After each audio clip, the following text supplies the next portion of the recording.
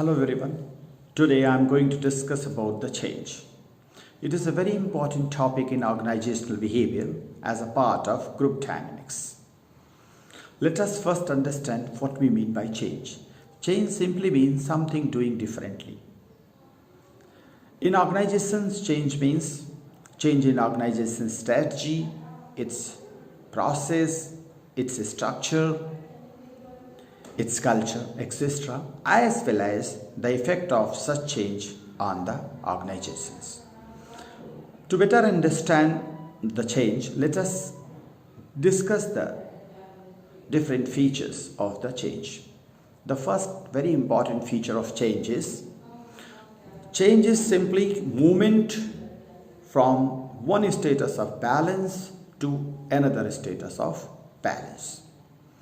One state of balance where each and every individual, team, group and organization is established habitual.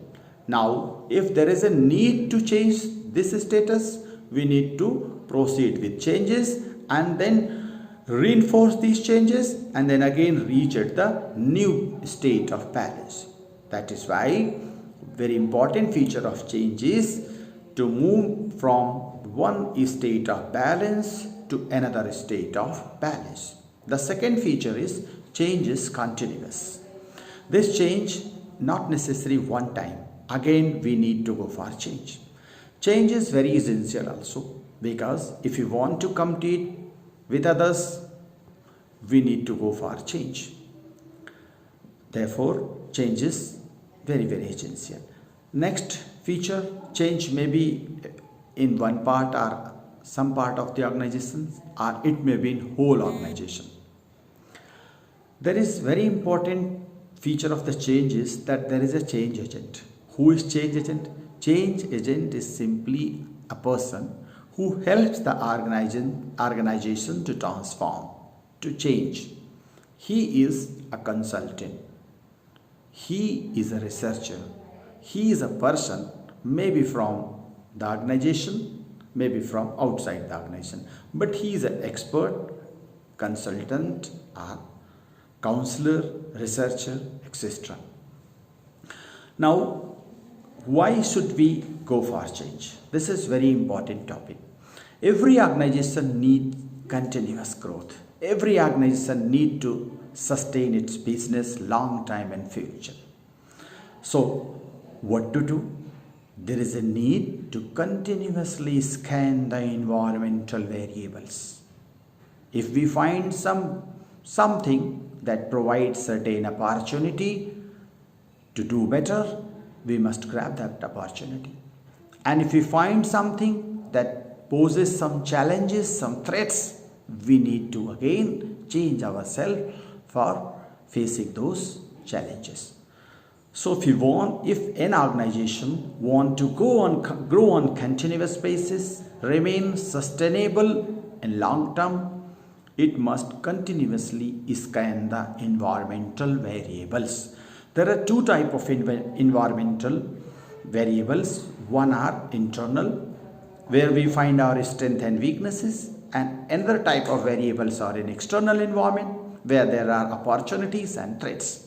So if you want to understand the need of the change, we need to scan the environmental variables.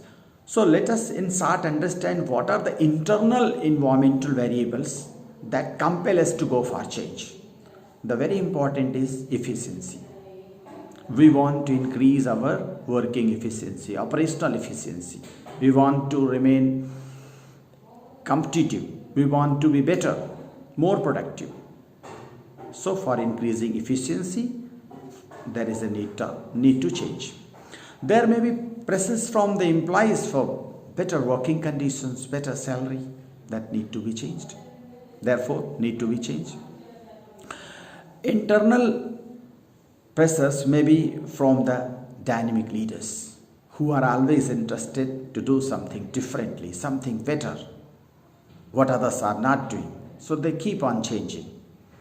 These are certain needs from the internal environment. What about external environment? We may find some economic factors just like exchange rate, interest rate, monetary and fiscal policies, etc. They keep on changing, and accordingly an organization also need to go for change so that suitably adjust to meet the changes. There may be some social factors, some technical factors, some global factors that all compel us to go for changes. There are different type of opportunities that are available in the external environment. There are different type of threats that may keep on coming from the external environment.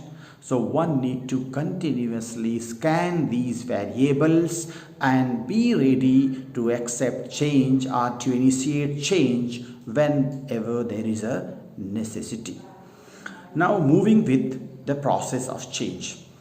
First of all, it must be understood that people do not like change. Generally, most of the people, I don't say everyone, most of the people do not like change. Even if they accept the change, immediately after some time they switch to the previous practices. To this effect, to make the change effective, Kurt Lewin had suggested 3 steps. Very short, I am going to explain these 3 steps. The first step is unfreezing. The second step is changing or going ahead. A third step is refreezing. The first step we say is unfreezing. Unfreezing means already we are on a state of balance. We need to disturb this balance. We need to understand need for change. We need to realize the fact that something is wrong in our present way of working that need to be changed. Which means realization of change is the first step of change. And he said it as unfreezing. The second step is implement the change. Whatever the new practices, new technology, new things you want to implement, please do that. And the third step is refreezing. Whatever the change has been accepted, has been implemented, that need to be reinforced again and again, so that another balanced state is achieved. Moved from first unfreezing to last refreezing. One balanced state to the next state of balance. So 3 steps: unfreezing, moving, and then refreezing. These are the 3 steps which have been suggested by Kurt Lewin. Similarly, he has also suggested one model, force field analysis, where he identified certain forces. He said them driving forces that help the change to happen, and then restraining forces that oppose the change. So one need to help the driving forces so that the change can happen. Thank you very much. Please go through the PowerPoint slides which I have already shared to you all. Thank you very much.